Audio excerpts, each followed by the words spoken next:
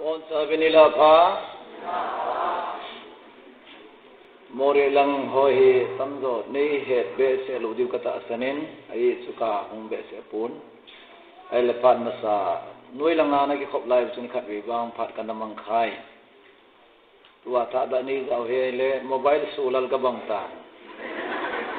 ni ko hana sulal tamji mobile sulal ki jan thobe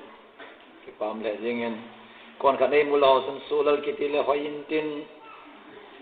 nal sab suk jingin tin lin len tin na ti diu na gyal diu mobile sun ki ngai thim thim lo sun pa de nei mu di vai kon khat na lung ra diu ka ta ap di de ati kun ta ta kilo na ti diu ai bang a ke hi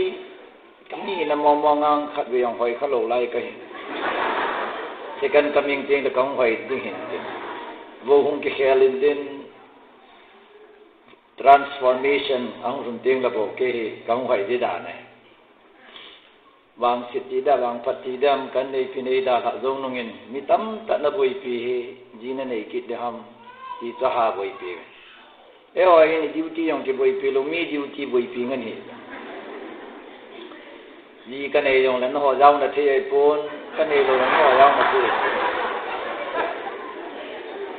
mi nei ha boi pi tho bin ai nè cái dòng khăm khăm chun gol hang wang kai pun nunga dòng kai hel pun kaloi hon nunga ne hel lo dan pi nunga ho hel ngayam nunga hon in hel na ve takatia tu lai nunga ho gol lang are hel ta lo yong tam thoi ji chun kalunga neu nai sai pun ata bangunin akipe le len loi la pai hon ko himalanga ka ding in hol do pi wit abelha ka chini chun nunga nun ei mu wa chu ei dei mo be sa kap ji me anaw banga katu sei bang tam nangai no ma he nama katu sei aja amasa ke patake sai mo lo lai ta tai mo pha na chu ei dei mo wala kap ai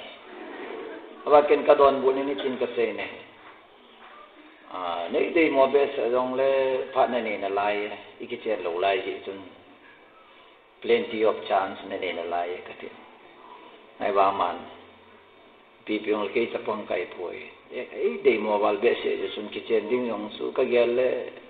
min ei dei mobile ko ma ga bum ding su ha tho di da ma ko ma ka sin ken kom la ka ne ting le a ho a jaw po ye sunga bu ka ne bar kane ting la ho kane poi ka she do ala ya kane ke hi a cover ki su lo ka hin asung langa phanai ka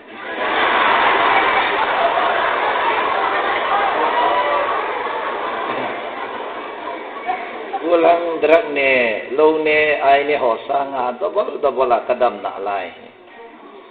ka thisan ho ka phe ka bu ho yang hi master check up ka bolin everything is fine extremely fine katina lai e jan pathin lung se na galin ama yong chu ami thi na ka wang sun som ka jovin dung lim ta nei ki ho pin ken nang ka kichen pi poi pathin na cha khat zia pan ding su ka ki mu ne wala ka ki sun lal thu hi katin ki sun la lai la kho he katin no may kisungin in sunga susinahin ikisuan dalay ta na pai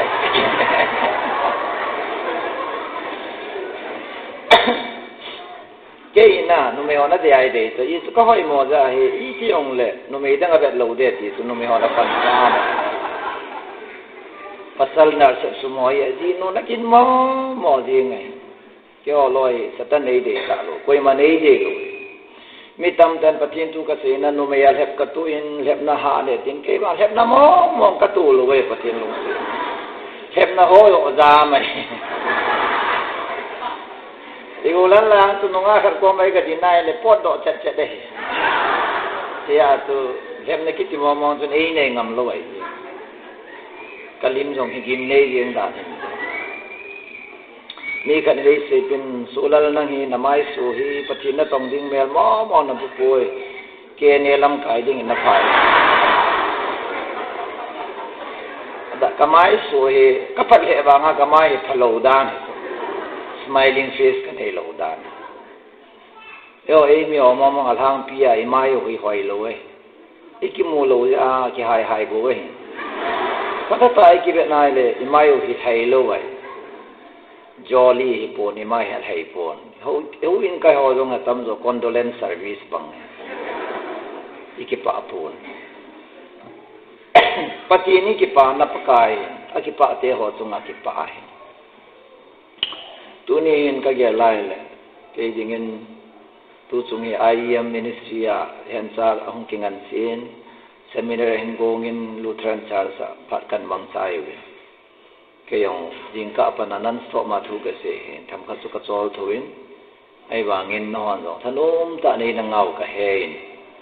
kon khat di bang hai le tu se ngai nom long pon tin mobile la aza asu ali kalim vel ha hung loi yong long long jing ka ge to bang he ti bang he tam zo na he diu ka ta se ne di na ge lu ta ba nai mo kagin mo to na pakai Yesu hong tin na nagelo tabang laude sulal tabang hiting eti na sumel laude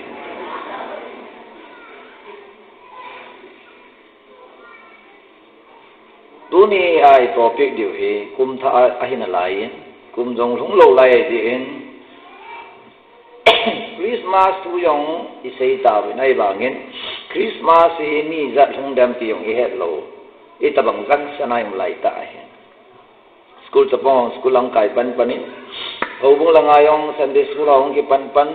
imayo si he abula yung ki patki no wain kum khana ding abula yung ki padai din kalung tim patil til tam ta ka sino na nai bangin local din mun memori din mun huinun bon seke political educational ailola spiritual by angle zo si singzo mosla taba kan tat sa kan se din sine ding atun bible kan kat pathini nei ke Jeremiah 29:11 ga simovite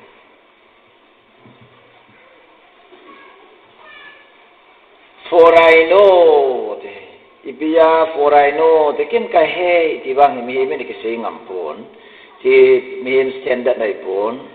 patini 100 Psalm 139 ke nai le omniscient God iza kai hepa ahina akimune he kisiel data kamulo namunam poi tui kanglen na ti yong la ka ding hin ban na ti yong la ka de hin kisiel data mihim jam tin dem po I know ken ka he abon cha ka he ti omniscient iza ka hepa hina akilangin Jeremiah ong Israel te ko remind and bolkin in pathinin for I know adi to kaiman ka he the plans that I have for you nanga dinga thilgun kanei chuken ka ke het nai declares the Lord pakai na pungdo plans to prosper you nakanto na ding chilgon plan to not to harm you naman thai na ding hello plan to give you hope nang makinet na lim tapi ding chilgon kanayen and plan to give you future thing like tam ka biaw din bright future na dikin khwa Lord hin nadi ta pa tu na nei na ding en chilgon kanaye che chilgon i thuma ne kan chun kan to na ding Christian ka chun na kan to lo wai le pathin thim moi pon pathin plan na jaw lo ji hin mi on ke hi khang to i sa tho wai kaloy on khang to i sa ben ke yong khang to ka ki sa ne mi on na ke sa tin ke ka ke sa poi alen ka he ka ti mi tam ta na li lam ke lo wa ki ne sa yong di di lo wai neva kilisa on ti di lo wai juka mon lam le na mi no dai ba chalan sun bol wang koi ma taung po do lo ku na ji po mi koi ma ta mi ngol to ke na ngap sa lo thu he nang long ge la to ke hat pin ke da ne ke ge le nice ai lo wai juka ma ka to ke na ki ti ju government lo ayong akam pa mo lo wai alim sat pa so mo ding de lo ja su ne ki don da he bai ye nin lam ya he mingol to kinasa nga tu tibai ku mai la mina chingai ko ye kyong kanel lai mi to kinalo kai ayi su ka hat mo ka ke re ne su ka chi nai ne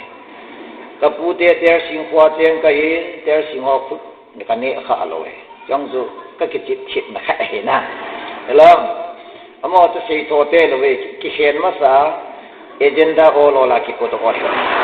ยาสีตะบังคัวมันนั่นเลยละกังกาลไกเทกิจิสุ is a great progress เห็นยาสุเกอีโบรามีตัวกินอาลอมจิลกะหัดโมกะเกนี่กะหัดโมกะเกนั่นไรได้องซูจีน่าเห็น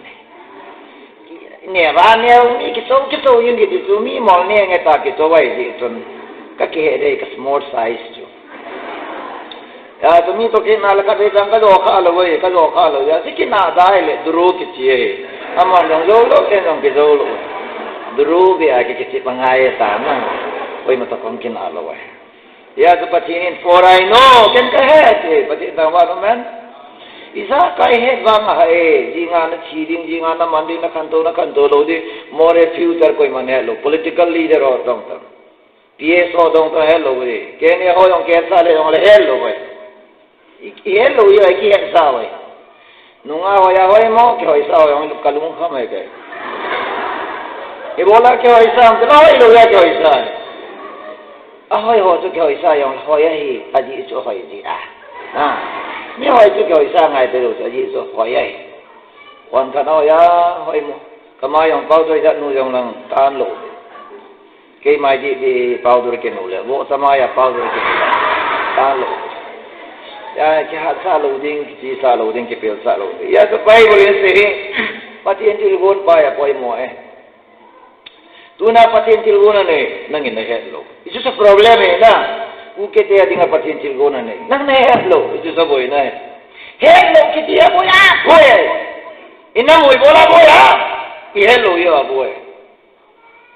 min manipura boy ta de me lo ya manipura boy ta manipura boy manipur so gam mi nahi a boy jo nang na ka ti hello ina gam sum boy lo boy naga la kuki yang kami kicuben kan kasi naga wala preaching ka habol to bin ang senta kasi naga ta meng lo aku ni ukura aku nei no do bin kama ka tiang to bin na hoya nei no yo lo tunga ma kam to di be ka ti yo no yo la kama na ken to di we ai su naga kama poi kuki kama poi patin han na patin ni na pipi mi te to na lo de ka ti gam su yang kama so ta tiang lo we achu lo ho ban so ta ki chen ya acula pansa sa ngin so ta che na tut pagit ki se na mi ya lo sa kana ga tin na ju in den ya to pakini ni za ka he dai ji tun tu ni iza ka he pa he de iza ka he sa nga pha zo hi ya ti ta we so lal bung ni sang kha ni iza ka he sa nga pha zo chu iza ka he pa he hi a he ne tin ta we bible a ki mo lo kan se do kei mata ka lo wei ni mol kai le ha ka thep mo da lo he kei ahoi mo yo si ka ta nai hesi na khau ki so ya oli the ka din mun hi twai mi so la hi no ma hin masang la ya kaung kan dan tu koi mata so la hi nom lo wei nunga ka ya lo koi mata letter reply bol lo first letter full stop he second letter yom lo wei first letter is end with full stop eje jo kalai sa ka hin khoi ai wanga thil khan in ei chal thil khan ei chal te kam de le se lama zero kai nai ai wangin pathina de zero kai poi ka te zero jing jong pathin ku nam teng le zero be hela 100 num lo we zero be 1000 num lo we eje zero so ke ka hin dimapura thu ka se mi khan oi pu na degree se hoi lai college ne ke college ka kai cha kisai ne walen ka kisai ne jongai poi ka kisai le jongai poi college ka kai poi hale chi da na preaching patata na bo them ka ke do in katis ka ke do in katis kui ko do jam tila ei sol ba dong in so la le bola na solam ti dong in kai ka ba le hi mi problem ai poi patin problem ai ma dong in e bola kai bang mi mo ei solam dong ta oi puta ta e degree mo nem to 0 degree ka ga te ke sai ne wale ente inge ida america te ra ke jong beta 10 9 8 7 6 5 4 3 2 1 0 hallelujah amen ya tu jiro ngai imatalowa imatadana na ki ngai tu sa nga su imatalo be kai di na ke do ai le iza kai bol thi pa ngai tu ni in sungai yang boy ne yen gam sung yang boy ne yen ne ta silat yang boy ne yen ke diam polis ka kai la yang hape na polis ka kai ko pocket money tu 50 paise kani tu manggan na hin mai lo jalin patin ka tang we manggan phagata kan min sa ko ni katoka manggan ka kipoy ezi tu mi bu ti ma kane ji kelai ta kalo ko mata solar friend hin om lo wai I was nobody I was the corner man kahi ne ai bangin patin lung sin jalin patirin mi ibola lam athip ji le chi ja la nei pho tamang mi lang lo la patin lan ki la nei lo wai ai sini mi patin plan full na da patin ko bo wain nang gel nang ai tu le nang plan ho tu subule dinga patin na ko hi is a wrong step wain ti wong to tane je patin ko ma thingnon no thil bol ta ma sui kai dinga patin ke ko yes pakai chunga ho de dana no sui kai lo chi di lo wai ne ibo ye ba tu nai patin ni pui ta lo wai me te patin na pui lo te la boy ke di ai me sim pa ngai ngari yo ka se te na sim pa ngai sim thei pa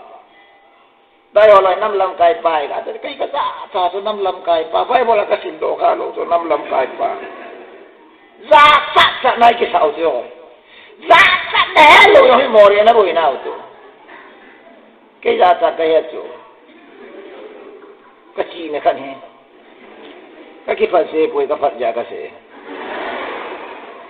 sa ka ya nam lam kai inang kumpi ba ke ngai na pa mi in pi pa sa wa min pi pa van pathin te lo in pi pa am lo hallelujah chalai ji atuma kai hoi ka sa so for I know sola le ka future ka sim lo wai in jong ka tao nong ka nei lo kara dem ka tao koi ta yong kara ka hong to mi ke dang asai to ka yong ka nei pinan ke pu na lai nong wang double profit ne di zo ya double se dam triple profit e ka ti no anu yon ke pu na lai ke jan dan su ke ngai ne ding nei lo be no me ka pathe nei pe to anu nga ba be hel ka ke jan dan jam nge ti yong le jam ne ding nei lo ai bai chi ya su ke ma tor sa ka bowling ai nai sai pu nei pathin chu pathi nei yesun for I know the plan pathin til goni kiyam ti ka bet nai la khan to ki ti pathin til gona hallelujah ha ba yong kan din ta sa yong kan din chi na la kim na khan til mi ti khan to ai le mi nei sa ji mai to ta kol ba moria na tian so ga mai je ba so ai ba ngai ba na le economically politically mi no ya ma so so pe te ho boi dan cycle kana che dong le ai mi ten workshop ki nei lo chu za sa nam dan cycle ki to the ya ki sim the lo chu budu organization na yau the bi ne cycle sim pa ko am yes wali pa mere pa nga sum isa ka ba la ba e oni pe ke ba e on sumi koi pa koi khuna du ke nam tela cycle sim thi pa ko ma lu igam sum wi kan to na ang run the na ding azu pathin ki ti amin mo God of prosperity kan to na pathin e so hallelujah amen Proverbs 21:11 21:20 he who finds me finds life keima emu patun hinna ke muding and finds prosperity dizo khanto ne mo ke mu tha de dizo am da so every prosperity begins with God pathin to mi khanto ne ki thi kho mai hallelujah no God no prosperity pathina pa lowa le ke khanto lo so ikia ka se ham ni he karen pathini don lowa ko ya pathina pa lowa ama hinna le alai pa ana to na pathina pa lowa le khanto na so athina de ki nei pu no athina de ngai yesu na se mingolen mola to ya le ama mol ma to thi di su hallelujah him lam ho to hima lo de di ya ke hima ka lo nom lo ya him ka choi lo la ai im lo ka choi la chi army nong kho sa lo ko ma chan kho sa lo ilaya hoding ta bi again ako army khanin noi si tai ho so क्या काम करता है तो कलूंगा अच्छा काम करता है मोरे आदमी नहीं में इम्फा में रहता है इम्फा में रहता है अच्छा काम के लिए ऐसे घूमते रहते हैं ये क्या है बाइबल है चाहिए तो दे सकता है न दे ना बाइबल खिलाता है भाई साहब नहीं चाहिए दीजिए भाई मैं कह लो चला फूल है लो साफ का कह के चला भाई साहब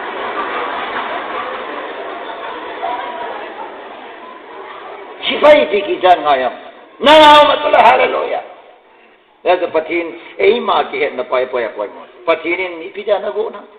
पठीन में नहीं अन्याम जिंगा वो लोग पठीन का तावा ने जेनेसिस मुका चार मिल गो let us make man in our own image so मिलेगी कुन let them rule over hallelujah let them rule over SIM से सिचु का लेनिन पंगेन वायो पंगेन अनुया उमेन अचुमा ini क्या साले बंगामी नोया किमसु educationally amil hoy pavam politically pavam economically sumle pai pavam dukan len ko koya ham nangai lo bityo e wa tu jangai pole ki bui ji so mai pole de ama jangai pole ke ding thelo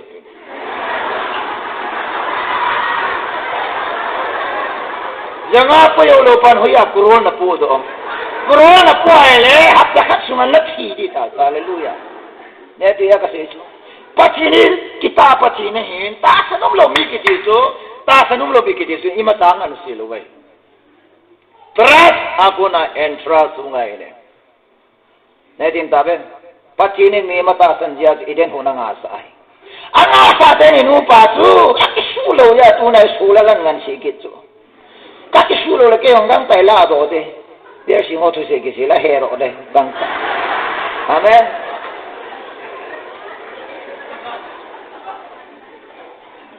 oi putung tangin pakai isu man ni kun ter sing hon tu kala gol go tha thong pon te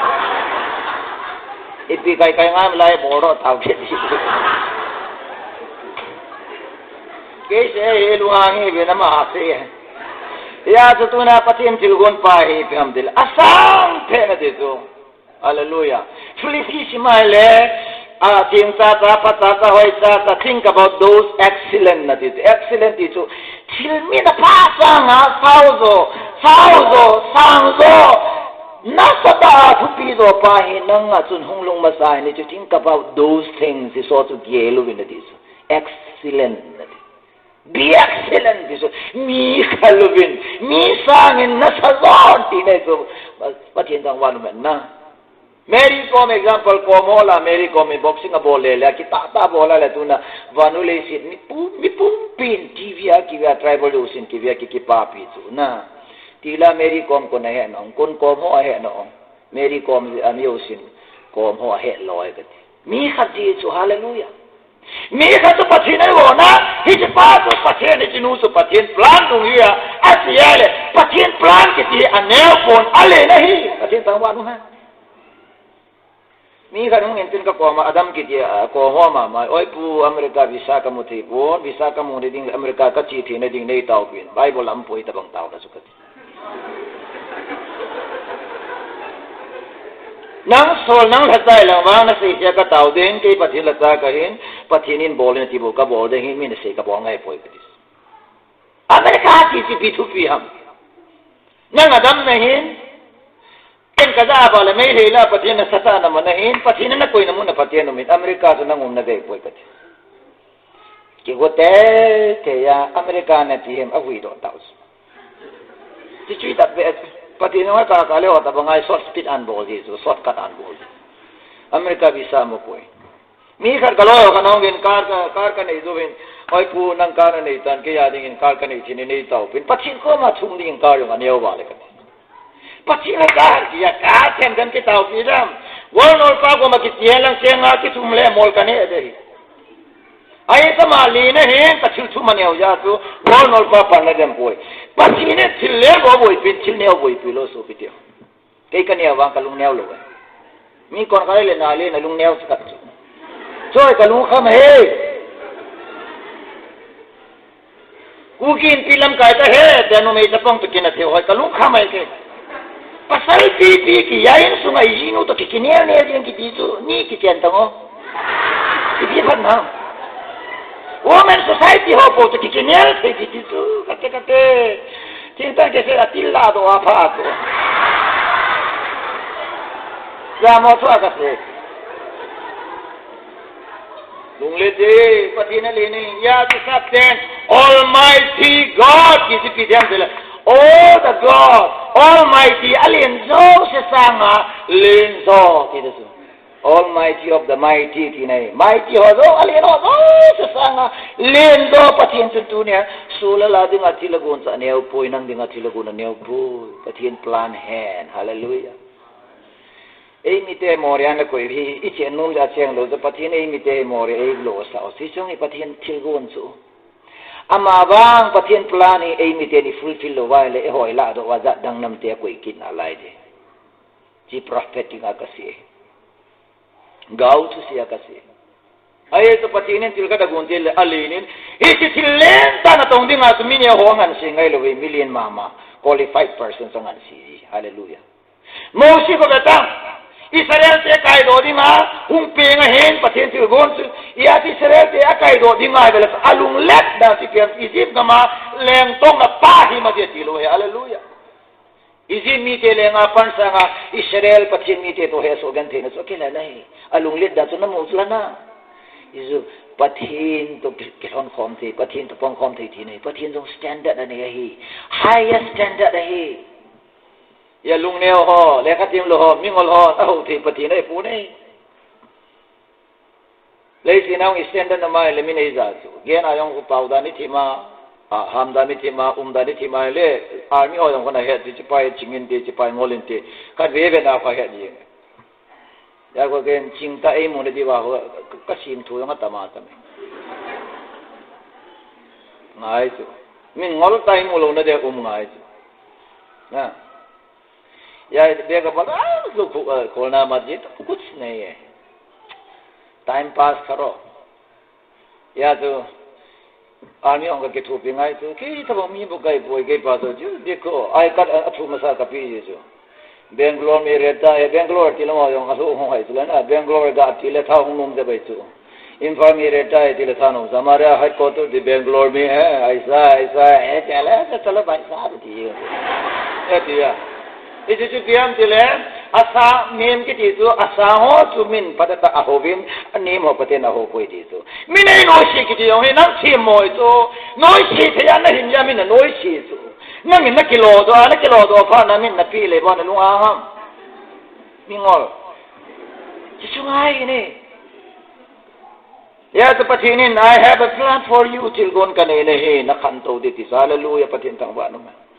Beta Moria government plan in ahead bang government plan hai koi sofite ho pachin mi te gam beta Israel te gam gosan dong so patene gam phape to thung som la phung ni mi ga mai banga gam phape na pe na lai hallelujah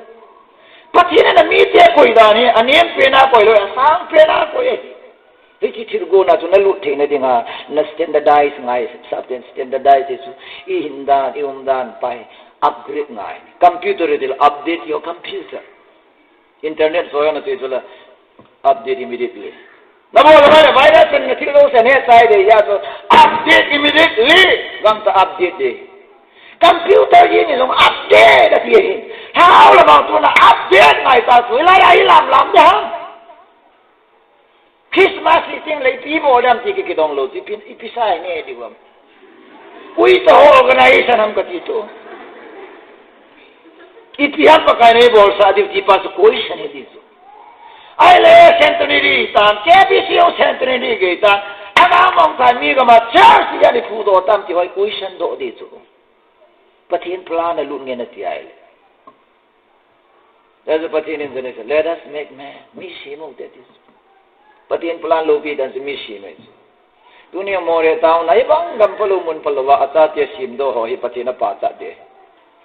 Acha dia lagau mita simdo oi patina pacha dingai patinin ewada pi dingai มีตำแต่ห้องชนสินะละโมเรียก็เสียนตาอยู่นะผู้มวยโมเรียสู้กำชิลกำในสามปะทินก็ไม่เนี่ยPsalm 24 verse 1 in the Sula Lelevana sumati la dimsat ke koy bon sa pakaya hai Hallelujah Sanadang ka koya ha Hagay kung ni change sanayong dangkang kaya hai patina hai Hallelujah Ipya me lung neo na din Kay kalung neo luk Ji nga ne din lung khamna So na kadal hai tay Kalwe kay ne pima sa to Kahin khom lain en changong beitang kaloi nu hai ki su talo ulal len changa beitai ti phatai ne ja phata be ye ka ti beilo din na dile ne da to fasting abor tak ku tele beilo de ka nang patata ho na ino patata kinya nang patata ne sa ki beilo le ki lo cho abaya li lo dam ti su ki gel tang ata nang gelo jawang su ka gyang ngap che en chango ko gel di su ka lu yong kamang che Bana patin pan na bora sila dan te eng hosu. Ipi bora se dong en tam yu se jing ka dan to lut te sime. On mo lo ke se. Kapute hau kim ka kilon tin on mo lo ke. Pute hau ki ho yang ki jen na kan ne pakai ti de election nong nai ting la Jesu sam khan an khunga yo ke on ka bo tan. Ada ba pakai ji ko milang politik wa hai cho bo din tin hong ke kum da yo pa. Patin pan sa di. Ya tu ada man pisam. Bible lagi sun jula.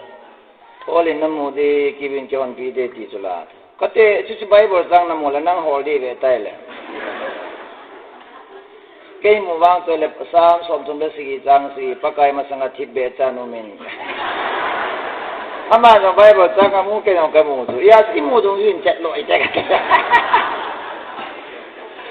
Kitip dan kitip mai tu.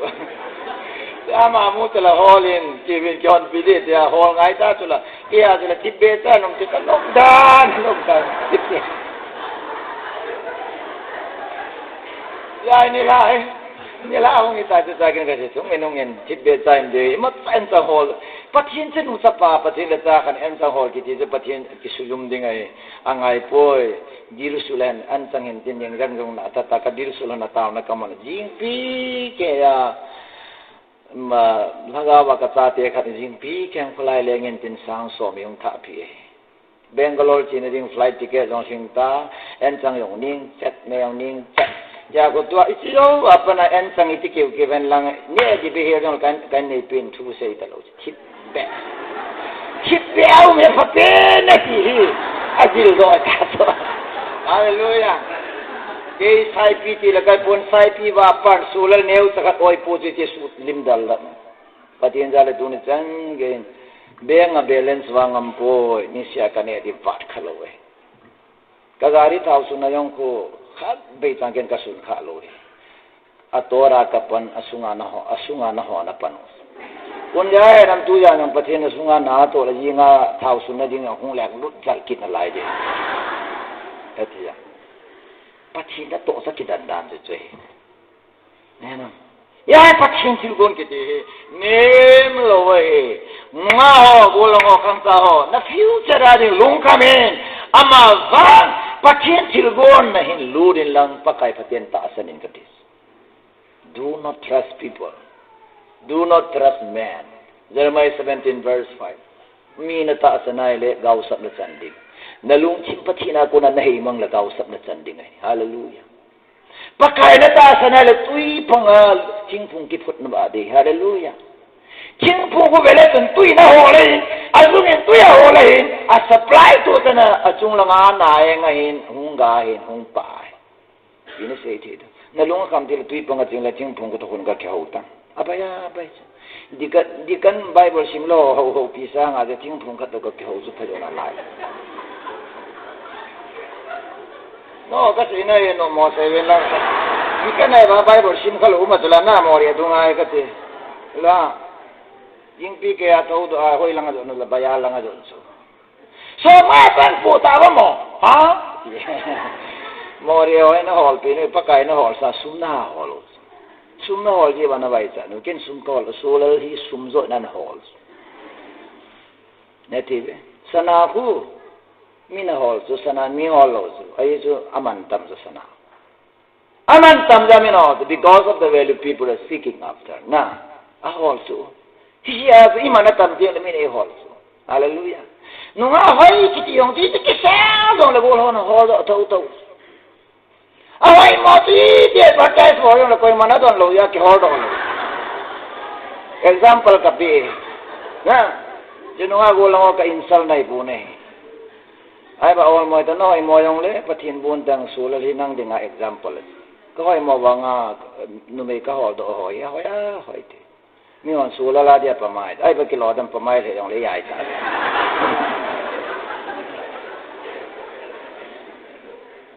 ya tu khan tu na kiti apa ya boy Amerika mina jano ke pia khan tu di Korea ibola mina jano khan tu di amen more kai ni ke nen chen sim tu da nen su ke sim tu da na sa ke sim tu da le ha sim ta computer sim ta scientist tam ta da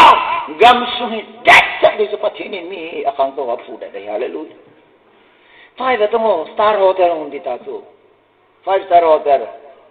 4-star tan gay ka het keso 4-star tan gay hotel like plants tamu ang ke plants government of Myanmar agons international smart city like market hong ke sim dis ise hong kang to di ta to han to na pai automatically yini no so ba hong kang to den hisla ya ten di ngai no qualify ngai ka sa so hallelujah amen van gam jong a se data wo leisin na moria bang qualify jo lo van gam ai tiong nam den ke ka long khamai kai ni to ke kan te lo kwa to ke kan te lo wo pi bang asan pi po wa le o i pi ong ba van gam su san na pi so ti na ti tu ke ho long to ai ka ti hot pan ta so ho kin ka tayong police patata ka ke bol se me kali mina po lo thu ya ni sa ke sildi so ten sa da smart in tech ang di sa te pavel in tech ang di so ready to answer every question comes to you this is my Bible min su do nan ne yo si don bu thairing in men ke it be in tech yin so ta sa i hong ting le he ba noi ni te noi si da amen hallelujah ngai kwa question na tamatam adon bu diam lo ya na boi so ke yung question tam ta kanai so adon bu ding kanai ya ka boi lo so hallelujah amen that's after Jesus is the answer Jesus tun e don bu da he paten thang ba nom hang ya ikan to lo khoi chaga ba kan to ding ta sa kan to di betan Israel te yong se betan nam neu saya nam lin ta tan ata li yo lo ata ba su mang yo lo bai pi na ala wa pati na chen Yesu chi dang nam dam go se Israel tu se ba se teng le kim la ala yo po ben pa sa ba yo po ni pi lo lo ma te le answer sa mo na se ki no to apati no alai lu nga che ikul be de apati no alai lu nga che je di so atil mu so amen ne tin ta ve chi te ku ti da na khang to ai chi da na ai chan ge ang ka ta pai pi ti da ma tan wo ang kemen ai song itan in general tan in so hoi che ten pi ti ta answer to apati no alaya cheng pati ta wan chi answer ngai so pi te pathin til go nei ne we amen chi pathin til go na kalut ja he tu ne chen ga kalung kham khalo we edom prosperity kiti hi pathin til go na ja we khan to kiti tin le piam de le mi angolai le khan to na thi pi hin atia le khan to na chu za na chan nai amen emle ho vela sun in sumai kam in sema hovin kai ke emle ho IPS officer ho ei mi te hi pakaki pa na len ta hi dilia IPS injo ho alol MCS injo tu na khandong ta MCS IPS officer tam ta hung mo hin hovin patata azun hi pakaki pa he chu inamo yong a choi hoyen inamo yong adop sangen elong wa milin melanong ke ngol sa ting le ka hai ki su lo amen elong tiếng nuôi nhỏ ông Việt Nam le mấy pum mà chơi mấy pum dòng puyo lo tam ta họ còn ý ông lo đi tam chỉ cả lung khăm ấy chú đi nào ที่สะน้องตาสุดินมนหอเวมิโซขัดกอลปังอาเทย์บ้านในใจก็เอติตัวยิสกอลายาคุยมาตานาโลโลเวติสุมิโซขัดป้าอัฟงชัวก็ไม่รู้สาวอันนี้ใจก็เอติตัวยิสอันนู้นลังสุกอลกินไม่ตาเหสมานามูโลยาเทย์บ้านลุงโมเซลานี่อีโบลาลุงโมอัมติละอาเฮจาลุงโมไงปัวอาเฮโลยาลุงโมไงตัวนั้นลุงโมนอยองคูลสิโลจะสูบเดียวยิ่งเอาจะลุงโมงี้เห็นอีเฮติดขนามจะกิลุงโมงามมิตำตาอิน the future พอดีน้ำไว้พูด my future will be okay because I'm fine today ก็ตอนบุญดูเนี่ยก็ดินมุนเอาอย่าข้างตาดูน่าปฏินัยนะดูเนี่ยนั่นลุงเกลดีอ่ะดูเนี่ยนั่นโตดีอ่ะดูเนี่ยนั่นทิลบอลหอยนั่งเงินซองนั่นคิดเดียปฏิน้องพาสอะไรใน future จะดูเนี่ยนั่นหินดาจะยิงsolar bungi changko the how you live today is your future sabten no na sepi kha hide ken ka sepi neus tu na ihin hu tuang zeta delhi base kws tayong 26 la mizoram ten ko mizoram kws chi ki 2016 yo delhi silong aning ko mini ve ka chi ban ka la city ya guwahati ya ka chi no ho Silong kasi na ho, student ho kapit na ile kakipaso. Hallelujah. Kapililoye kakipawala. Ay, sige na ile. Isabi ho, masang lahit na ito tayo. Tila sang loy, sao loy na. Numayami tila pasali yung kaiting le.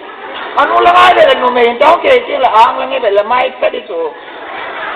Hepa tila, oy gaili pasalo to. Asam ile numay. Isyo to kamutalo sa patintawa numay. Hallelujah. Tuai ko hati lai benai la khang tha sa pachina worship mong lang ka lansa. So sana pachina worship man bol ka benai le. Yes Lord, I'm so happy. Ka kipa ekatin suke. Patin ka thang wa. Tunin khang taw na limog tam ta ka mo din patin ka thang wa. America te khal na wa ji. America te tuai yon jildium talo America khang lai ho khang ta ho to church sa hung talo we ti chu. The downfall of America. America take it all nice. Khang tawon hobin su talo. Where are they today? Tulay hoy am tawam. Nobsa namuna, kalab hola, jumuna, bendera. Oh them. Sa patini na singa tiya. Tun sang le yong le mi mansupa he. Minute second ka kisay. Khan to hay mansupa he so ta lulu. Kya bo nga lo. In pe ku asa to hay. Suting suhasa kasal so Pedro li sama kerosini sabtu janai halle pungkana gitai na bo te lo kenin ko bin kenal alo na ji kai asa do ji hai na phila daya there's a prosperity kiti patina hallelujah patin taman man yeah so Bible says Proverbs chapter 8:18 says with me are riches menti I hawaile leisit na tu van gam ti data pathin noi ba na le hau na bang hi athu pi se ti ka het na kani van gam mi sana sim su diamond asim su emerald so man tama sim aku ti le pathin no hau hi kho sa poi ama ai ho ne ke ha hi na we ku ge de hi mi ho van gam lu sang hi wi lo sang ong sang ti I memory ho i be sa ti se ho ke ba ha ba au do se da man te le de la dia di kit lo chu so ne ti ha Pati ini nawan zada lo. Amawa ahau na payo do idolize pacinta bang ahau sana kishon jeng le. Adi boy di diso. Mihau mama dun patina to la sang ta to do kini. Tu ne melengam tango bang kun conference ka sponsor lo diso. Kurul pati tau tu. Lam apelo tu apelo tu Pio la zo di Azo di Azo mama di Ilaya betang tamua ken ningkuma jenbaria kem ka bola tu sumjong ken ka holpi la kala sang som ka holpi thu yong ka se bu yong ka pi ja tu ka te kolon ei da da no hu bola ei ja wa ja the kai ai ja apu do yong ke bong bu yong ne sa na amon a ta in sa pi la mon ei ba le yang diu zo la ya tu apu do yong ipana awa yong ipana pa ka isun si sa boleng ni sang gubengani sang la penga ava ai peso ni vala amana kila kilo lai ji kan pa so le pai pe som la ni hui ti su ke di we ko ya da la pai pe som la ni so yam ta ko sa ba ma ke choi do han ki da lai ni pa hu ki bui pi le ta awa pa ki bui pi la lai ti tu wa na la na le tu awa nga tu patin mi khang to ten patin jing nga bui pi la patin thang wa na na e ya patin mi pati bo ding le multiplication multiplying God pai pe som la ni wale asam aba ni ti pai patin na to te aba ke te pai mu la we no deficit in the kingdom of God na patin le nga mai deficit um ngai lo we patin thang wa no to na in su na in chen na yi nga ne ding yin na ki nga lo pa bang he patin ngo he na wal pe se ta le si na hin ding qualify na ita po matanga nakiki do so phai ba kasi ning kita nam tu ai to an ko te so ha se ke ta ka upa nom tan bu ne ke don po na paten ne to mo kun na da da na upa min paten he na upa ho min pata kaya na sopi pan pata ke sa karbar bola gen se do se thua au in sen pa na yong su kampan ka upa nom tan bu ne ke don po don da di su don da ti mo nga hingay su mi ki mo ke gi ki pa ti lo su Joseph san ko te na zo do Egypt ga ma uli pa na Joseph aba apang sula aba pan pa na Joseph keng tu no ya dir su vin din ai wa nga Joseph in chan sala di lo aba Joseph hin ko ngai tu aki zo do pa sa sang pina patidan ko itu hallelujah mi ki lo do itla ha na upa ga na ninu na nagang pan wa kilo do sala ipi til kan na ka thuma min na pi lo mana pakai ko ma tao ta ren pakai mai pun ka thu na lei pe ni ya nam di na upa aphalo wa na mo wa pati nai ta ta mo lo sama na to mana ki sa lung ne lo de mi lung ne si su to ka lung ne de bol te sei ba le ke nei ki lo ta ke ka lung ne lo Moria kaung sila kan ko tiya ho yung lungda no. Ang mobile ito agenda number 1 begging. Boy, tamkat ba na po do the lo da. Po do the ipo do the din nge. Po do nom lo thu ya. Na. Na pa ki ngai ta na nu ki ngai ta pathin til go ni alo wa lo pe. Deuteronomy 28 verse 1 ako. Kasi na ngaya lulu da na ngaya kasi hoy pata kay ta ni buki mai la tisla. Lấy sit chitin nam tin phung tin pau tin pau ta lấy sit chitin nam tin ho zong se sang a sang pe na ka koi ding ne ti hallelujah suma ma na pan ne hin at suma na pan lo de ti na sang pang jim de ngai nang na hop di ngai in mi na ko ma hong de ti hallelujah resource person ti de tu hallelujah tu lai gam sunga house hoi ka lung ba mo su khut ga ki wa na ne ya house a ki ti title chang su so loi thali gam de ka ti lam gang ton tu chan pula mi khan bi yang a ko fa na bo le chu mi khare la ya cha ka naw ne nu ne lo pa ne lo ba pa so ya mam ti la gang te pa nu ne lo pa ne lo wa wang ka nu ne lo cha ko na ba kha lu ka he ti su lai gang te oi na sa cho dai lo i cho na hilanga nu ne lo cha pa ne lo apa kita anu kita gara si ho mina to American na NGO ko masumtam ta dro bon ama Scorpio Bolero ato wa hilanga hon Hawaii ho van ga mati po pon che pa ho Bolero ato ta la ka e ne mai ko la to di su ke kana dam dama kana masat na la ka sei da ya ditun patatan ge iki ala le su piti ho tunin pathin thil gon ke ti pa hi tunin khanto nahi amen khanto na ka de ti usun khudam te khanto na de ya le pathin na de nga amen hallelujah pathin na la do kal ti khanto na ke tol mong ding amen pathin ni na sala pathin na ki ngaya pathin na umai le pathin ti gon ni na nga de mi ai po ni hallelujah amen numeyoi otak num nata tama su numeyoi vet MLA ji mi o sin ma yang MLA da na salamu so kapuna to e jwang lam ta su pipa on zamang nei pi holo yang ka timin o zamang ji azumen sa ka ti su mem sa mo mo hilo hele su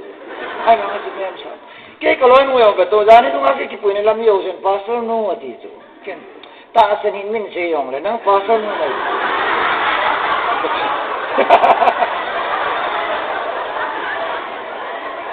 mình pastor no thì mua ta sẽ nhìn mình mà cầm phán asi nó pastor no này bụi cái ai vàng anh ấy tiếng khát vàng hôi này thì tiếng là cái này cái đó gì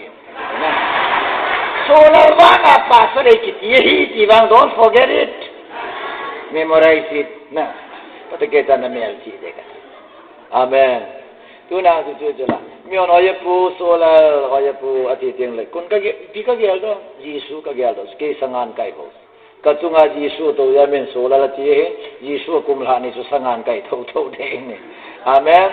hiti ja tu na he khan to ki ti hi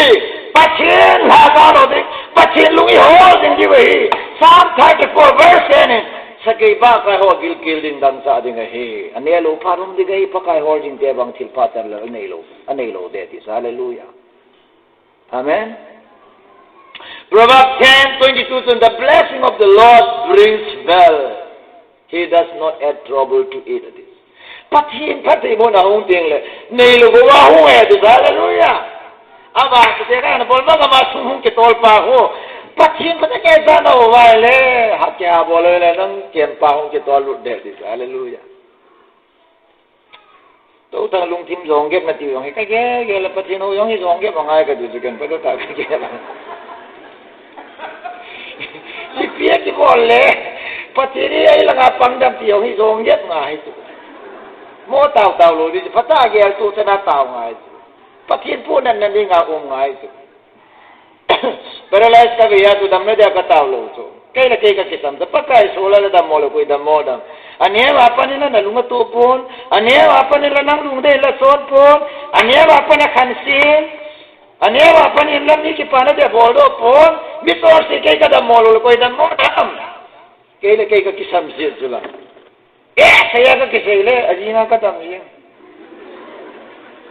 chong ju jong ge bi lo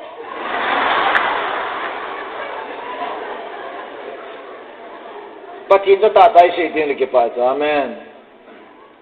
pathin kalhem lai ka tinen la hi vin lang pathin jong chu ni hi na ta tai se do ting le cha ko pathin mal som na ngai chu ya chu pathin blessing on to nei le go ngai chu nei le go ta hong en a thi pi le ti lo chu he does not add trouble to it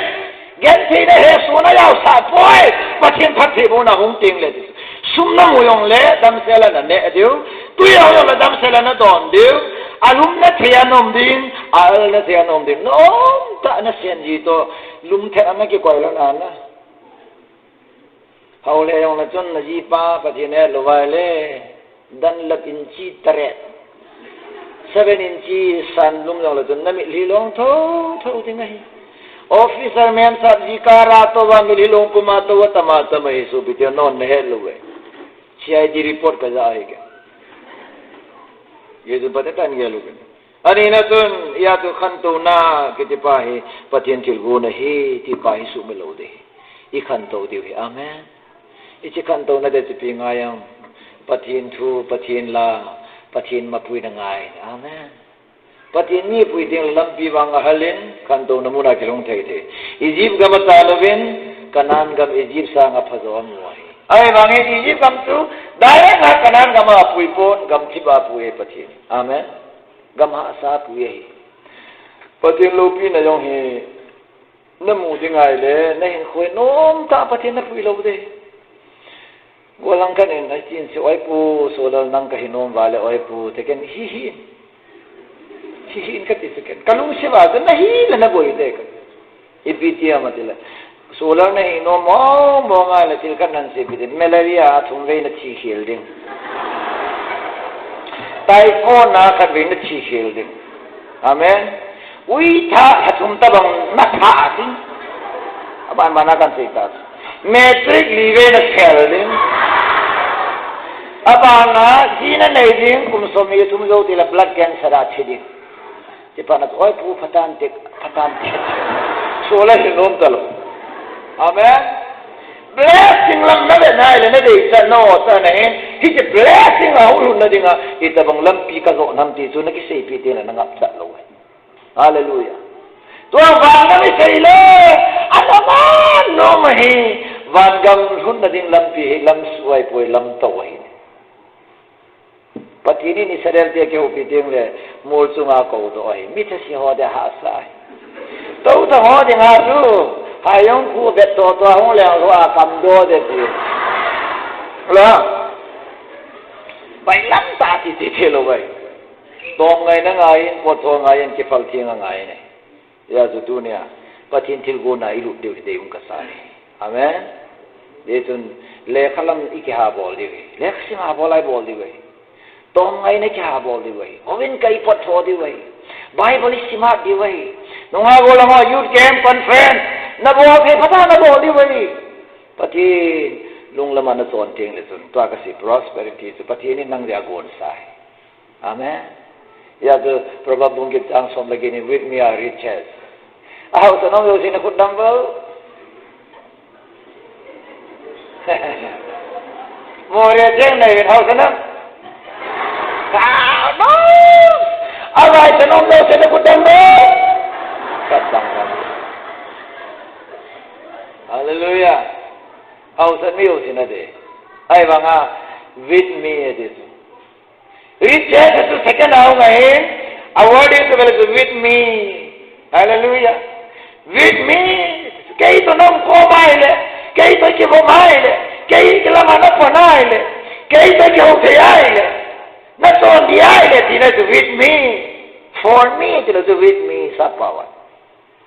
eota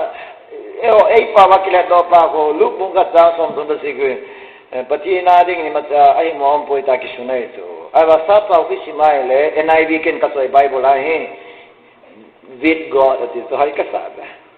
with God nothing impossible pati to na pan ko maile tineso pati to na din ko maile pati to na ki to ai amen ya nanu na kusa na pato pati to ki to ai tineso Filipi mo ka dan so mile se gi ako nanu na kusa dan to Krista to ki to papo na ki to ai riches na how this is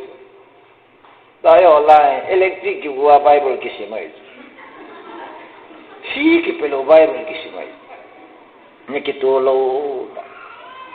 kaya ho bina ko no pi ka no maintain ko ang ki khat po revival sang ji hong lam pan de tong lam bo sa jo in ke di hin khamo mo lo we ya ho member na ipo na lam yang apa na ke ji ba men suling pi bin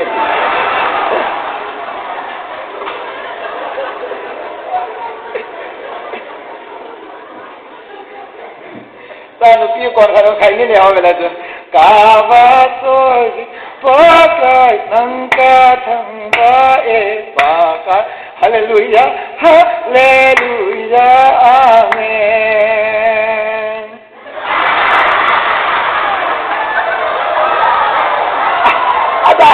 ala sa sana dang bob gasu hallelujah amen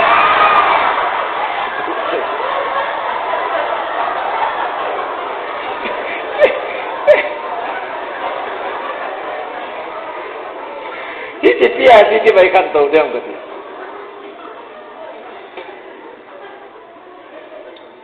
tangol na mo ka tangol ko bela to ting na ne ko ale lang agi pando sa bul lang agi pan ama ale lang au maintain na bul lang ane ani sa tu la kili ha kalung do mo e wa tara kana tai ka ki tai so utong le la no bin ka ki pa le jing ho bung lam kai lang apang tai ti ka ki pa da no tong le ni su pi sa su kami ko lan thu in tin na niu lam le non su pi yau tong le hoi na sa le kyong ko hoi tu ama hoi mo na sa le kyong ka yao na kami ko lan thu ti ni ai ba mi ku tu yong pa tu la ni sa jing le ni sang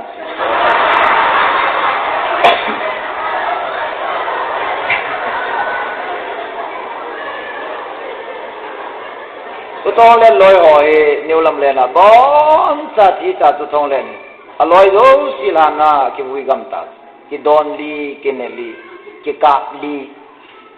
nei puma ki ka li yong government na sum tem kat ke mo cholan na Mori aki kabli, kisunli, kineli. Title la kadai ma pentas kineli.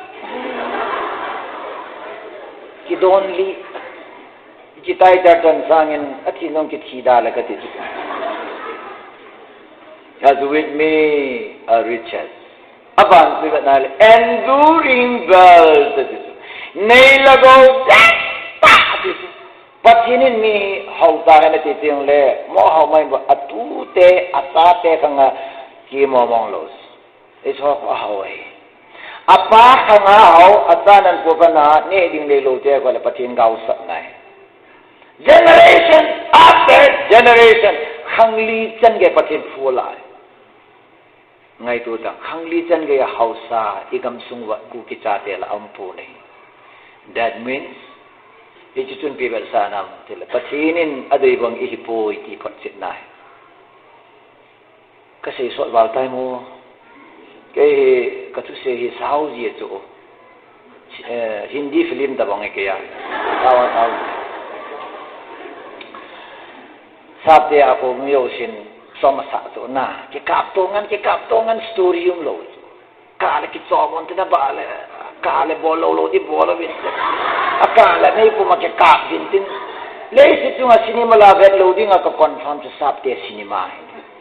Sabte basa nga may sinima ko ito na live. Di alam mo kikaho na. Igat tu tala paso na kiway may silo nga ito. Taatagas. Story ko ito. Sabte ako that di lo yun. Wala ko gahito. Kikap to, kitsok to. Bolo loading ball kina. That yung kaisa po ni.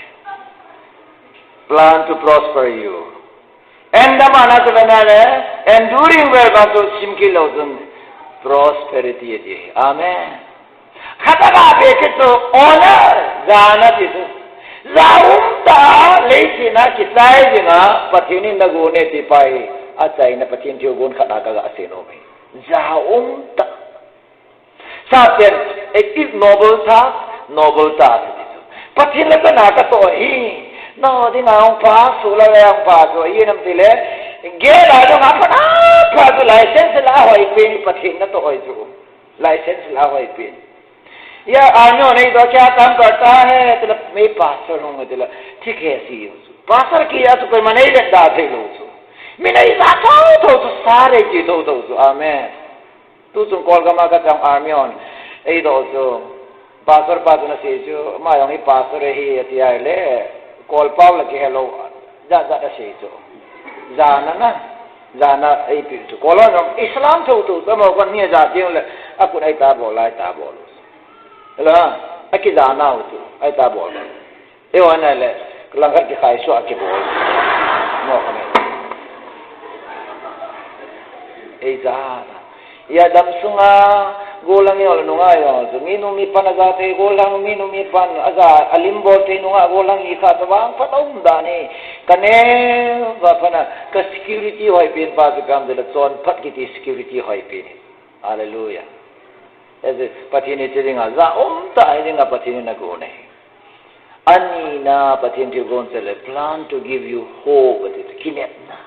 Laysit nga mitam ta husit pa nahi hoya husit pa akinet not on ting le husit pa nahi ibo akinet na siket le asa kaya akinet ya akinet na sihile yo wallahi mi janam dane nunga pu ki kinet pitu nunga ho katan mo dani pasaro to kike ho to kadat mo lo pitu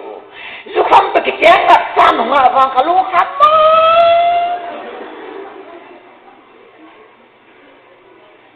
Kay ani be na ka dinay ba nga he ka kimuniaw lo. Tua ka ne pi ko mang ka na ba ang pa e solal na kimuhi ka ti. Miyo sinamuno nang natsan he ka ti so na. Ipiya ka siyang dile ka kipatan na tuwi ha. Kay to ni kityan lang kana upasa ka hin golang patin hello ka to kityan la to ne ko na ka de ka ti. To ay na promotion na sandani ne ko na ka lo de. Kanui sa yung dineg. Amen. Kaya hani tabang itan ko mukha November kaksan December January hatum tabang itan patin jala katsunga kadwisang complain lo lai. ai tu ken dong ka de khat no so I ji te dong mina nuwa pan da la I ko ma mi lung mong ta ung sa ding Zion kopi ba sa ding ji ka kin ha kate ma ko no ba le ta ki khan si dong le jing gam te ni mu pa ba nga ki khan la ke ta ma te ji ka hallelujah bi ji sai thei tu la in nom ta ba su ka bo thei dam ai ba nga no pa hin ko ki ngai lu ta ma le nom ji ngai ya tu ho kinet na mi hem ki ti kinet na hong ke tiang la boi pa nai ni I bola kinet la tu ke ji ham ake thia na kinet ji nunga akinem pa nunga atiro ting na kinet na kitsai hausa na kinem pa na hausa na ti ti na kitsai de la hi nei le ka tu tunga eviction order a onu manga ina so sa eviction order a nga ibubin sutin de dile ngola alone ye ta lo sala building a kinet ja building kitsai ati pa na ma ang kichi ta sala na ila acha khabar hai ya tu Punto kutong kiti siya ka tanggal bayara kitiya na simetri wa ite le di ko lungdong ite kya porta hai kuch nahi hai na koi ki simetri yam na phaya wo ani simetri di jo in som sang ta aman Matthew bung som ni ni ko hai so kati limpi hu ke hot ding ki pa hu bible ha timpi di ko lo ko Asimala, mat warna mana hai di akita hei dam. Lipiung tot de, ke bangin kasales, spring in kasadi. So ke holong la holong na. Macam mana? Apa lupa. Jatuh lagi.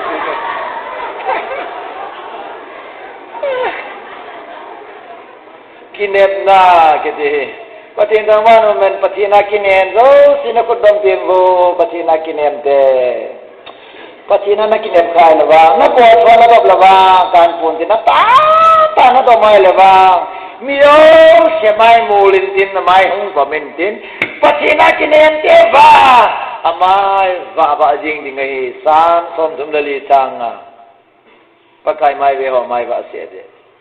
nui yeng de kanu thia mi ro sin sula lin pathina dong thei tapun de ku ki prophet hem ho pathin solo prophet si na se uju ai ne pi thi ai ta pathin tu se thei tapun ani suwa ani na jitha ne po pathin tu se thei lo dai ta kalo ka ni mo se pi so na se thei na alaya mata ipi ti mo thu ka ja te pi thu om ta ai ti chuna se be te pakai na se ma te lo ya ai da mi ho na ke ka di ta so pakai na se la bang sem ga chi thei do mai su na mi ho na se te pa na hallelujah amen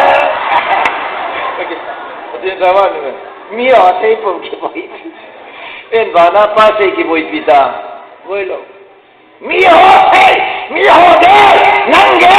na boi pi lai ta na mai ko na ki nei mamdo the lo de pakai kinen hallelujah hoi de sem bible kan sim ka de ka bai har lo ka no men kalunga hung lang kan isai bung som bi ga phong do wen lang isai bung som bi sang som to like those who hope in the Lord will renew their strength, they will soar on wings like eagles, they will run and not grow weary, they will walk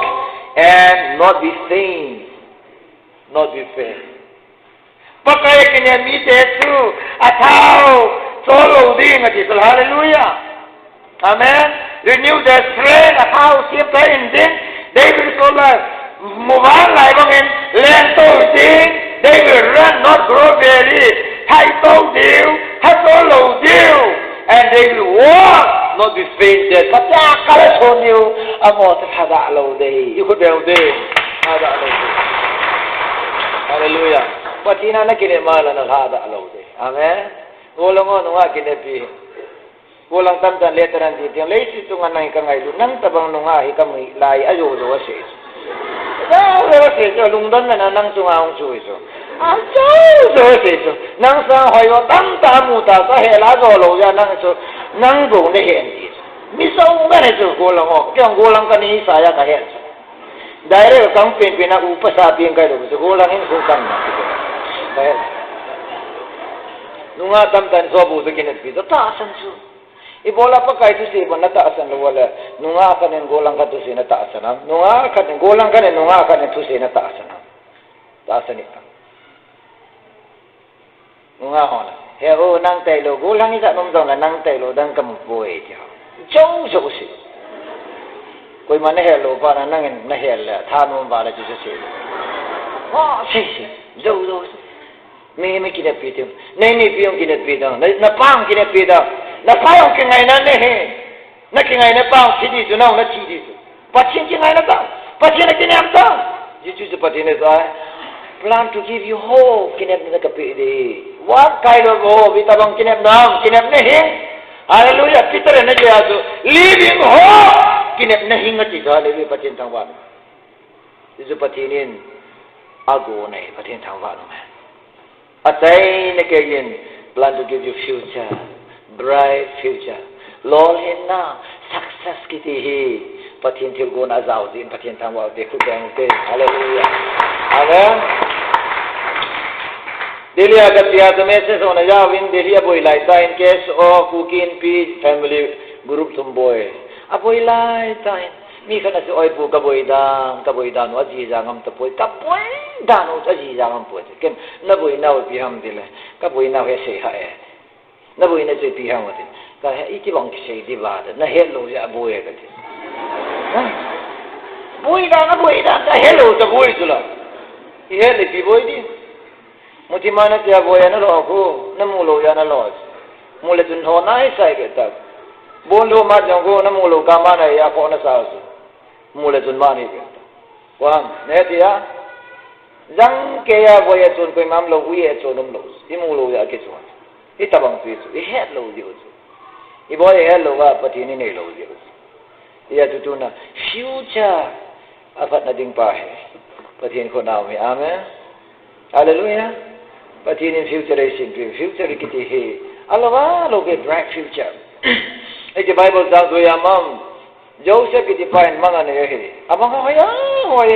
amang pain kununga ahong long din pa siya hi. Ay bang amang ahong kaatu Joseph na tildo to velatun. No ay lo to ya. Joseph Egypt ka mazu do ba yang supiang za za be tao. Ina beta. Kau lihat yang la na mai kha do di gam tin se di bai. Ay ba mai he. Patin na kang poi patin thang wa. Patin di jan na pe among so pate kaita na kol sa in among dong zuin ki pa ta in se ngayin patin to anungin ya do Joseph so patin to kilha ka po ni patin tawwa no ma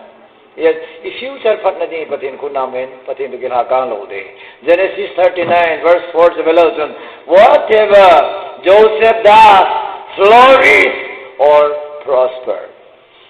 and whatever Joseph na mo no si to alolingin so til flourish at the day Joseph dalin farawing sungsu ahang to ito sa patin tawa no amen hallelujah ram sungiya sama hamlo hi ate ho ikan to din le gam sungin khangde amen hallelujah ito moria kanan yo sine kudam bo moria kang to yan moria kang to na din sunang nangay ne nang nakang to le moria kitay de ya so moria kang to na ding pat iyaw mai hallelujah more success to yo ko na mai but hin kiti god of failure ai puni lol hin zing pathe ya so ida lo si fail de ngai Jesus never fail lies atula Jesus never fail Jesus never fail now people gonna let you down but Jesus never failed. Me on one lura sa the ding hai down mo the ding hai but Jesus never failed. Jesus wa nang idik se ta lo ling lo wa na koi lo de ma tu lo hin sa pati ne ti pai ge lo itin e jun tu ni pati na ha tong de pati kin ki mang chao de khang don la hin hu pati ke chan pati la kang lo inu men pati na la kang lo ai le na bo zo si nang zalan in sung nom ding nang zalan kam sung kang to di nang zalan na nam hi pa sa ba nga hong pa de he ni amen hello patinin ei choi sang di wahi patin tu idop sang na di mo patin I choi na di win patin tu dam sang te reverend do za pawati ko na se ka ka long thi ma to ke bi sia kat pu ma se ke bi si central church in far ko ka ka dau ka ai I pesa ma gal ko lai ta galung ke panagulang tam ta gal boling a ke hol lai dan aman ka pu ma se bible la do ma se sa de nau te o tunin me pu mi choi sang in bible so hit tunin gamla na ma ding ai chi sang in gospel in kiu de gospel dom sang de me le la kolla Jesus alin kiu de kuti inamu pathina sin de inamu pathina dom sang de ama sitai reverend do the pau athu se alasin atipu nei mole lang sang dong le si ding kahi hichilan ni tam ta atil doi ta nei reverend do the pau chi athu se atipu nei ahin ko na dong nei yezun so te ho tunin nong ni ko khat la na chi de chi pa hi so la jong ni ko khat te ki bui de ka chi nung deng le so la li pathin na tong hat di tai le ka chi nung deng le tam ta na to ro na lai de chi he pathin tuna e dei sa na pathin til gon je chwe ni pathin na bon sa ding pathe buk pi ta han taw na tom sa neng ka te ka pa le ban sim tu ka ki pa in tu ni zanin fellowship hoi ta nei pe jebin ka ke pawe nang to tian khom nang to khom nang to pan khom me anu me gal zo nahi zo la lam poi ya jana so pa paul in se he dia hi I can do all things through Christ who strengthens me pakai hasa pa wangai za kai bol thai ka he ti adi be sein lo pin pa sa nang kan pe nahi lem devin pakai holama pan la ko me do thai diu pakai nang mana panting la zola lampoi ti ka heaven na mathil go ne alo pi he ka san do na dim ka kinep na dim ka khunung chan ge du na gun sai ta din ke pa thu ka sei ne koi jong le na mathil go na lu zo se tu zan phathe bu ta ka pakai ji su me na ka taw